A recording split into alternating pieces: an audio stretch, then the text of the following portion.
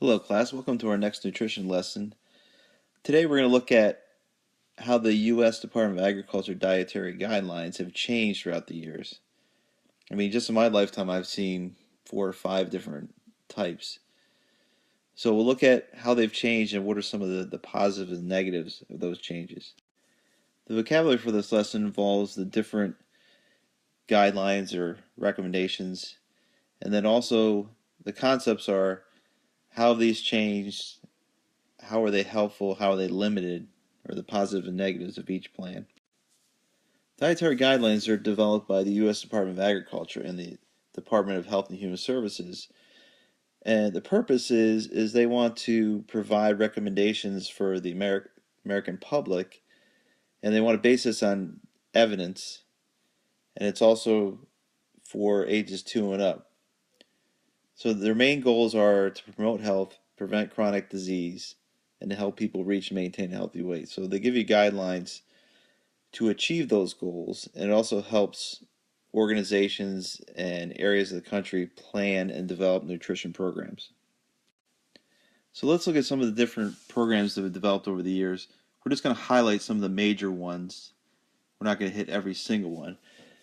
So if we start in the 1940s, now we're talking about wartime, so they were really worried about food and rationing. So they developed some dietary guidelines to give people an idea of what are some things they need to purchase to have a healthy diet in their homes. And they came up with the 7 dietary food groups. And they had the number of servings in there, not specific serving sizes, but the number of foods recommended in each group. So in your notes, list what may be a positive and a negative for this type of guideline. Now if we fast forward to the 50s to the 70s, we now have the 4 food groups: the milk group, meat group, vegetables and fruits, and breads and cereals. And this is actually the food group I had when I was a kid. And what they were looking for was getting enough nutrients through specified amounts for those 4 food groups. So in your notes, list what may be a positive and a negative for these types of guidelines. So now we're up to the 1990s, and this is actually when I started my teacher training and began teaching as a health teacher. And they came up with the food guide pyramid. Now the food guide pyramid looked at a total approach, so they wanted to look at both nutrient adequacy and moderation. So they looked at different serving sizes for each group, and they used a pyramid to visually represent that serving size. So at the bottom you had the bread, cereal, rice, and pasta group, all the way up to the top with the fats, oils, and sweets. And for each group they had serving sizes. So list what may be a positive and negative to this type of dietary guideline.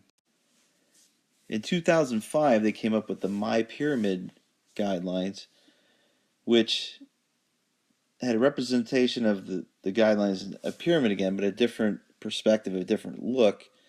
So it was easier for people to look at the pyramid and divide up the different types of foods. But also they incorporated physical activity and concepts like moderation, proportion to help out consumers. So list a positive and negative for this type of dietary guideline. In 2010, we now have our current dietary guideline, which is the My Plate guidelines. And My Plate gives people a visual looking at the proportions of foods and how it might break down. So they had groups, the fruits, vegetables, grains, protein, and dairy groups. So list on your paper, on your notes, a positive and negative for these types of guidelines. Again, make sure you upload your notes to Schoology.